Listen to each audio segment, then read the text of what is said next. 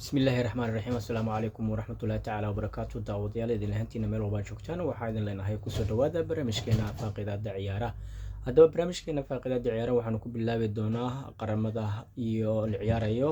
qaramada adduunka oo la ciyaarayo sidoo kale waxaa waaye kulanka lagu furi doonaa caawa Mexico iyo weliba South Africa haddaba Mexico iyo South Africa kulanka caawa furitaanka World Cup-ka 2026 lagu furayo maxaa markaasi isleedahay yaa badin kara isleedahay iyo weliba qaabka ciyaarahaasi u dhici doonaan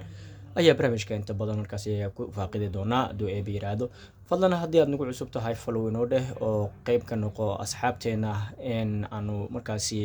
ku gaari lahayn 10,000 ee ugu horeeya ee followerska ah haddii aad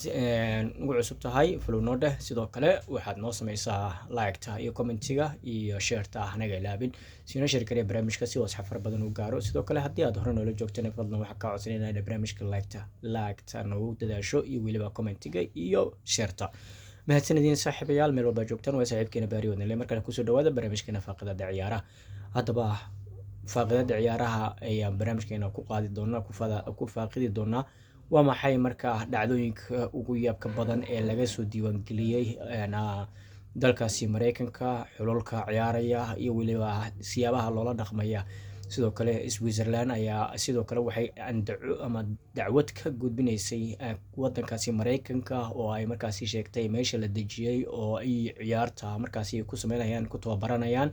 in garoonkaasi uu yahay garoon ama masaska markaasi diris la ah oo xilligii la rababa oo iska soo geli karo masaskaasna ay yihiin ay wataan sunta ugu qatarsan adduunka oo haddii uu ku qaniino aan xataa isbitaal lagala gaaraynin sida la sheegay sidoo kale into habeen dhexdaasa kulan almita ay markaasi ama tababar ay ku sameynayeen xulka Ingiriiska ciyaartoydooda garoonkii ku almiteynayaan ayaa la isku weeraray oo markaasi qolo gangistra ah ayaa markaasi isku qabsatay shaqaaqo oo rasaas la isla dhacay waxaana in badan markaasi ku dhaawacantay 9 qofood oo dadka gangistarada iyo dadka halka marayay ka mid ahaayeen walow la sheegay in ciyaartoyda dalkaasi Ingiriiska ay wax dhibaato ay soo gaareen laakiin se ayaguna ka dacwoonayaan xilligan ay u gudbiyeen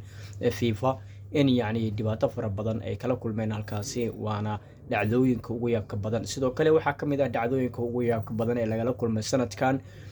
FIFA World Cup oo ay markaasi dadka inta badan dunida ku nool ay u bixiyeen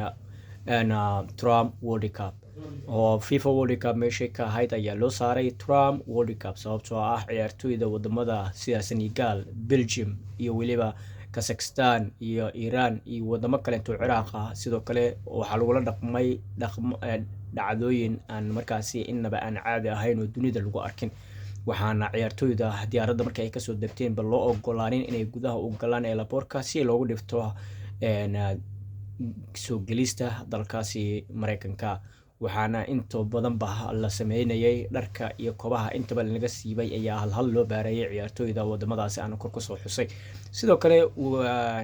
Cumar Cartan oo asna ahaa garsoorihii ka socday qaaradda Afrika sidoo kalena ahaa garsooraha ka socday dalka Soomaaliya ayaa asna 12 saacadood ee laboorka lagu xanimay ayagoo markaasi su'aalooyin aan markaasi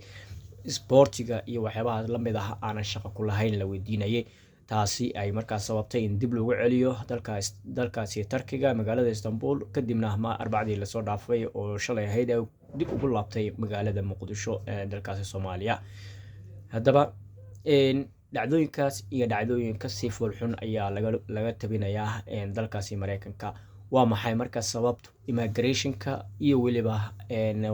wasaaradda sportiga ay isku dhex milan yihiin oo markaasi immigration kaga xoog badan yahay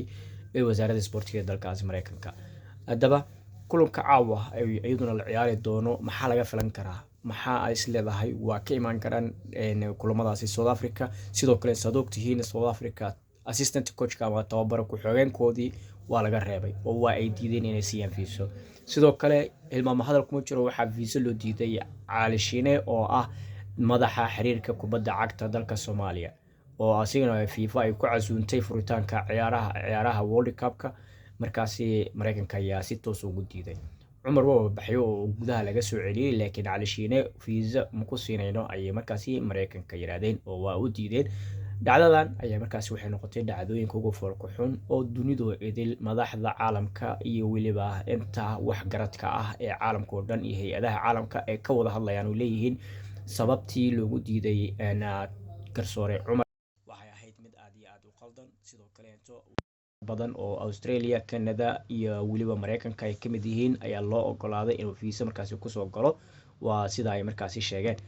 saaxiibayaal haddaad nala soo gaartay ilaa dhamaadka fadlan waxaan ka codsanayaa inaad sheerta liketa iyo commentiga inoo nagu dadaashaan